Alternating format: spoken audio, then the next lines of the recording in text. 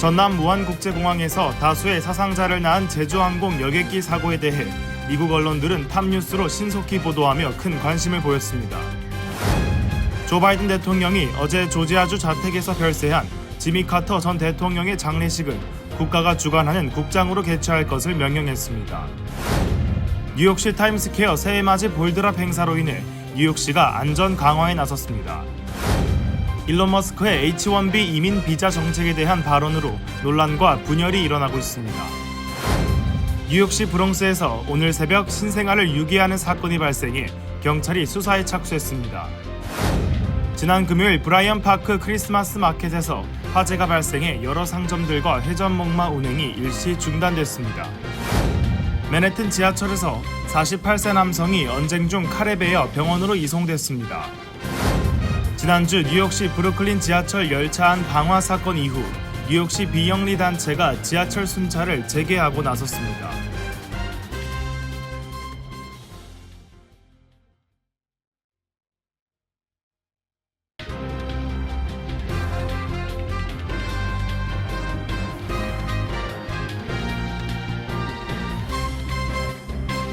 시청자 여러분 안녕하십니까? KBTV 뉴스9 전상입니다.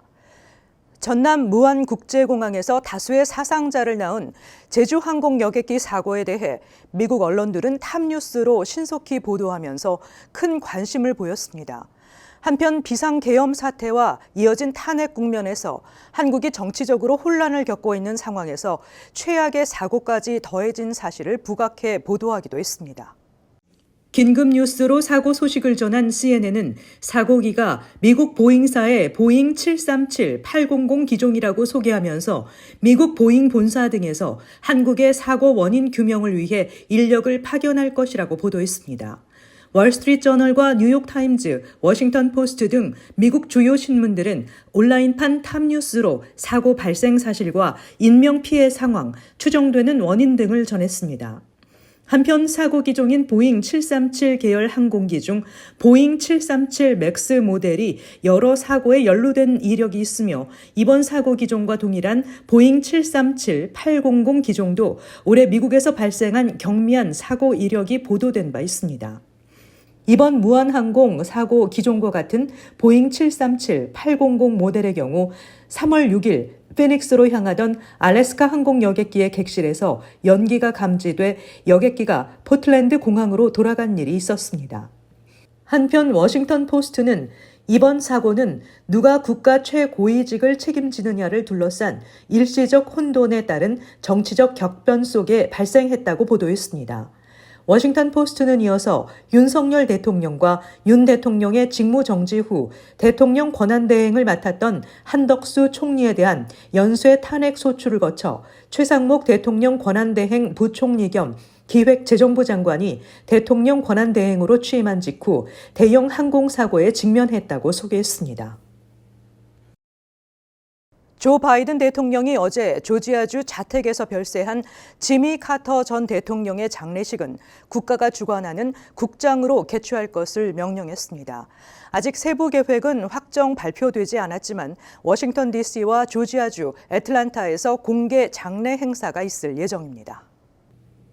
뉴욕타임즈는 카터 전 대통령의 국장은 8일간 진행될 것으로 보인다고 보도했습니다. 카터 전 대통령의 유해는 애틀랜타로 운구돼 조지아주 주의사당을 방문하고 카터 전 대통령의 퇴임 후 활동 본거지인 카터 센터에 36시간 동안 안치됩니다. 이후 워싱턴 DC로 운구되며 의사당 안치 및 조문, 워싱턴 대성당에서의 국가 장례식 등의 절차가 진행될 예정입니다. 이와 함께 국가 장례식에는 카터 전 대통령으로부터 생전에 추도사를 부탁받은 조 바이든 대통령이 마지막 인사를 할 것으로 전망됩니다. 카터 전 대통령의 유해는 이후 조지아주 플레인스로 옮겨져 안장됩니다.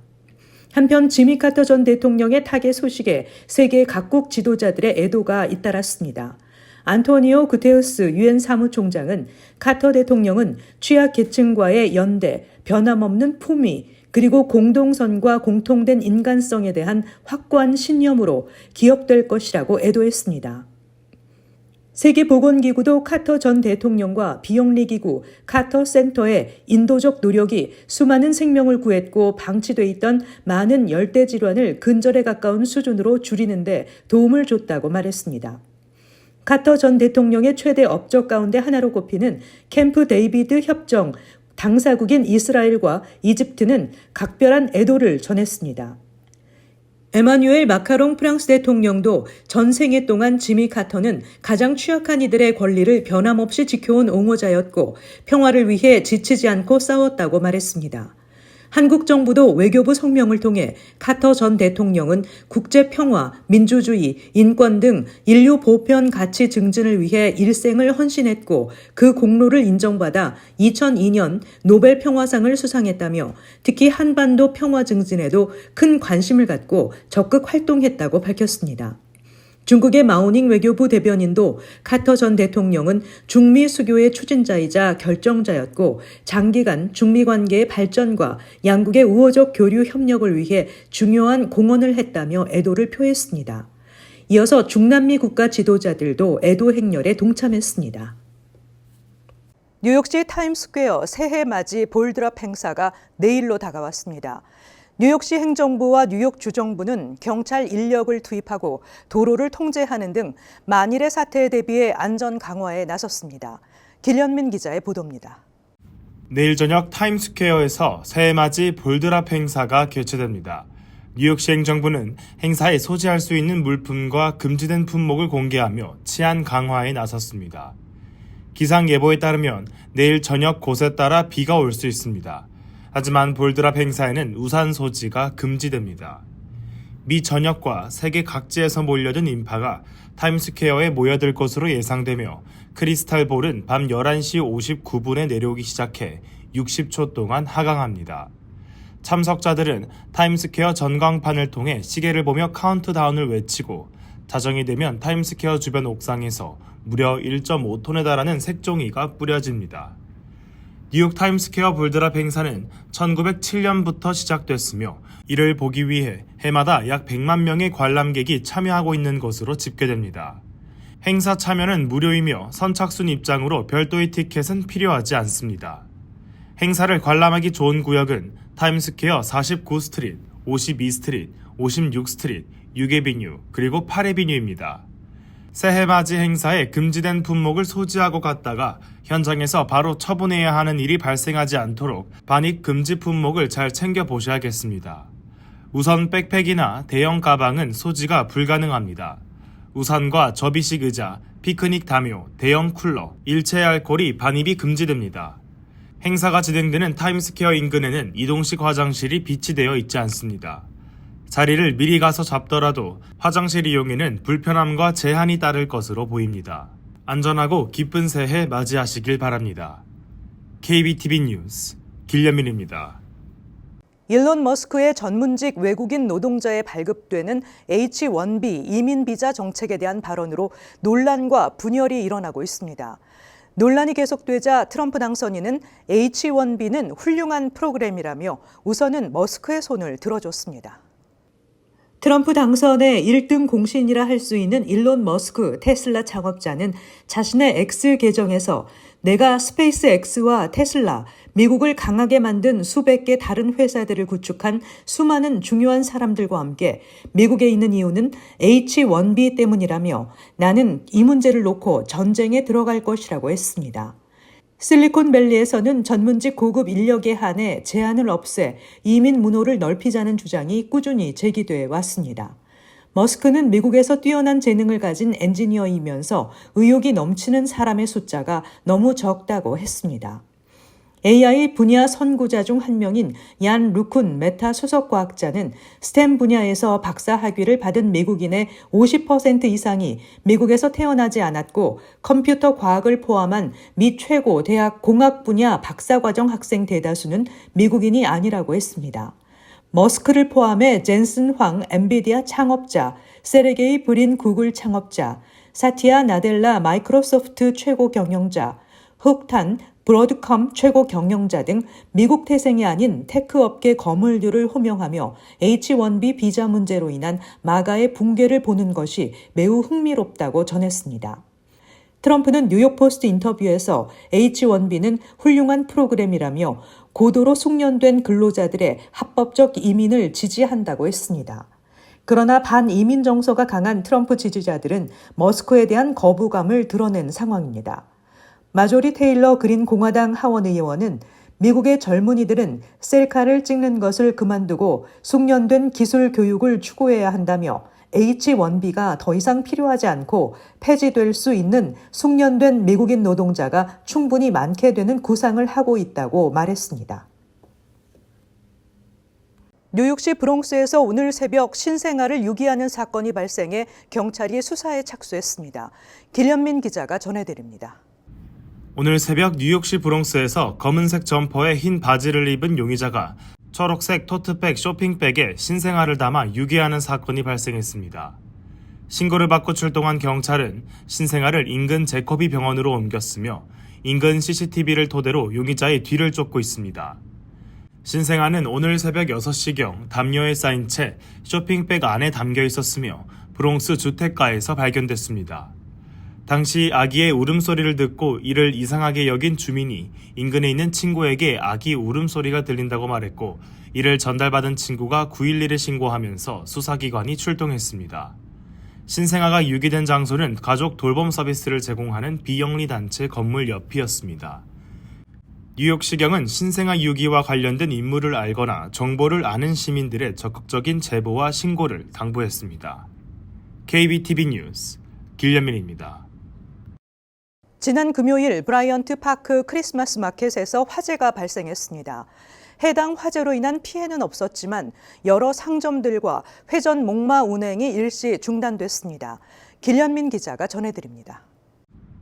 브라이언트 파크의 회전 목마가 지난 금요일 화재 이후 이틀 만에 다시 운영을 시작했습니다. 화재는 인근의 세이파크 해산물 가판대에서 발생했으며 쓰레기에서 불이 시작되어 가판대로 번졌습니다. 화재로 인근 가판대와 아이스 스케이팅 링크장의 지붕에 일부 피해가 있었지만 큰 불길로 번지지는 않았습니다. 브라이언트 파크의 상징적인 회전 목마 또한 화재 발생 당일 운영을 중단했으나 다음 날 재개됐습니다. 대부분의 다른 가판대는 신속하게 복구되어 금요일 오후부터 정상 운영을 재개했습니다. 한편 세이파크는 여전히 문을 닫고 있으며 창업자의 아들은 고펀드미를 통해 손해복구를 위한 기금 모금 페이지를 개설했습니다. 한편 뉴욕시 소방당국은 해당 화재 발생 원인이 요리용 기름이 가연성 물질과 접촉하면서 발생한 사고라고 전했습니다. KBTV 뉴스 길현민입니다. 맨하탄 지하철에서 48세 남성이 언쟁 중 칼에 베어 병원으로 이송됐습니다. 경찰은 59번가 인근에서 용의자를 체포했으며 수사는 계속 진행 중입니다. 이번 사건은 가디언 엔젤스가 순찰을 재개한 직후 발생했습니다. 길현민 기자의 보도입니다. 48세 남성이 월요일 새벽 맨해튼 지하철에서 발생한 폭력 사건으로 목이 베었습니다. 뉴욕시경은 해당 승객이 오늘 오전 1시 21분경 맨해튼 50번가와 8에비뉴의 업타운행 C선 플랫폼에서 발생한 언쟁 중에 칼에 베었다고 전했습니다. 그는 안정된 상태로 벨뷰 병원으로 이송되었습니다. 사진에는 59번가와 콜럼버스 서클 근처에서 혈흔이 묻은 운동화를 신고 있는 용의자가 체포되는 모습이 담겼습니다. 경찰은 수사가 계속해서 진행 중이라고 밝혔습니다. 해당 사건은 지난주 커니 아일랜드 열차에서 잠을 자던 여성이 방화로 살해된 끔찍한 사건 이후 시민 순찰단인 가디언 엔젤스가 맨해튼 지하철에서 순찰을 재개하겠다고 발표한 지 하루 만에 발생했습니다. KBTV 뉴스 길현민입니다. 지난주 뉴욕시 브루클린 지하철 열차 안에서 잠에 든 여성에게 다가가 충격적인 방화를 일으켜 살해한 사건이 발생한 이후 뉴욕시 비영리 단체가 지하철 순찰을 재개하고 나섰습니다. 길현민 기자가 전해드립니다. 뉴욕시 기반의 비영리 범죄 예방단체인 가디언 엔젤스가 지하철 순찰을 재개한다고 발표했습니다. 이 단체의 설립자이자 대표인 커티스 슬리와는 최근 브루클린에서 발생한 충격적인 방화 살인 사건을 계기로 지하철 내 치안을 강화해야 한다고 강조했습니다. 사건은 과테말라 출신의 불법 체류자가 브루클린 지하철에서 잠들어 있던 여성 승객에게 방화를 저지르며 발생했으며 그로 인해 피해자는 불에 타 숨졌습니다. 이 사건을 계기로 가디언 엔젤스는 1979년 당시처럼 순찰 인력을 강화하고 훈련을 강화할 계획이라고 밝혔습니다. 슬리와 대표는 브루클린 코니아일랜드 스티로엘 애비뉴역에서 기자회견을 열고 가디언 엔젤스가 지하철 열차의 제일 앞자리부터 끝까지 순찰을 돌며 상황을 살필 것이라고 설명했습니다. 이들은 즉시 순찰을 시작한다고 밝히며 현재 뉴욕시 지하철이 범죄와 불법 행위로 통제 불능 상태에 있다고 지적했습니다. 가디언 엔젤스는 순찰 외에도 노숙자와 정신 질환자들을 돕기 위해 그들의 상태와 필요를 점검하고 물을 제공하는 등의 지원 활동도 할 계획입니다. 문제 발견 시 뉴욕시 경찰에 즉시 보고한다고 덧붙였습니다. 이 단체는 2020년 아시안 혐오 범죄가 급증했을 때 지하철 순찰을 진행했으나 이후 활동을 중단한 바 있습니다. 슬리와 대표는 이번 순찰 재개가 시민들이 방관자가 되지 않도록 독려하고 지하철 내 범죄를 막기 위한 노력의 일환이라고 설명했습니다. 한편 에릭 애담스 뉴욕시장은 이에 대해 반박하며 가디언 엔젤스의 활동이 효과적이지 않다고 평가했습니다. 그는 뉴욕시가 하루 1000명의 경찰을 지하철에 배치해 범죄를 줄여왔다고 주장하며 범죄 해결을 위한 추가적인 노력이 필요하다고 강조했습니다. KBTV 뉴스 길련민입니다. 연방식품의약국은 글로벌 제약사 알콘이 판매하는 시스테인 점안액 일부 제품에 곰팡이 오염 가능성이 있어 자발적 리콜 조치한다고 밝혔습니다. 알콘 측은 밀봉된 일회용 바이알 내부에서 이 물질이 발견됐으며 이 물질이 곰팡이로 판명됐다고 전했습니다. FDA에 따르면 곰팡이 오염이 있는 안약을 점안할 경우 감염을 일으킬 수 있습니다. 감염이 발생하면 시력에 위협을 줄 수 있으며 매우 드문 경우 면역력이 저하된 환자의 생명을 위협할 수도 있습니다. 리콜 대상 제품은 시스테인, 루브르켄트 아이드롭스 울트라 PF로 낮게 포장된 인공 눈물 25개가 들어있는 제품입니다. MTA는 내년 1월 4일부터 3월 30일까지 롱아일랜드 레일로드와 메트로놀스 월간 승차권 소지자는 $1만 추가로 지불하면 가족과 친구와 동반 탑승할 수 있다고 전했습니다. 이 프로그램은 주말에만 적용되며 월간 승차권 소지자의 가족 및 친구는 해당 기간 편도 1인당 각각 $1씩 지불하고 열차를 이용할 수 있습니다. 단 추가 여행객은 최대 2명까지만 할인된 가격에 열차 탑승이 가능합니다. 프로모션 $1 티켓은 트레인 타임 앱에서 패밀리 페어스를 선택해 구입 가능하며 열차 내에서도 구입할 수 있습니다.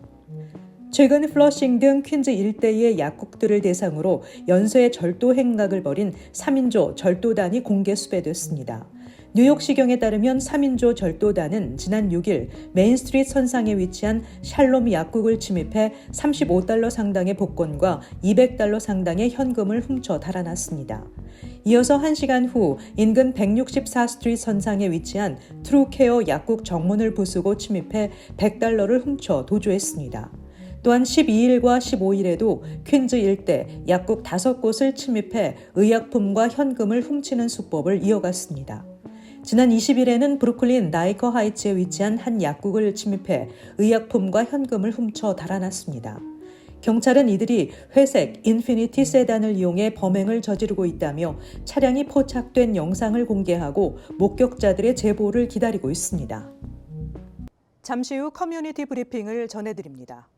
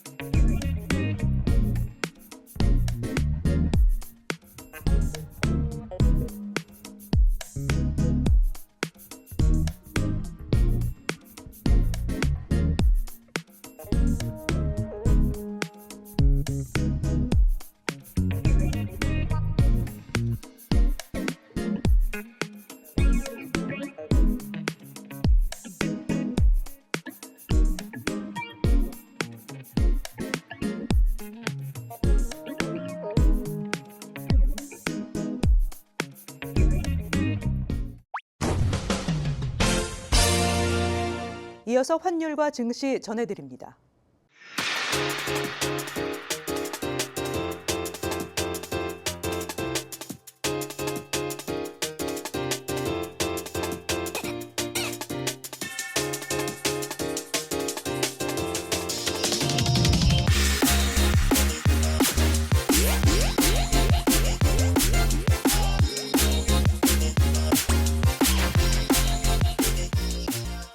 잠시 후 뉴욕과 뉴저지 날씨 전해드립니다.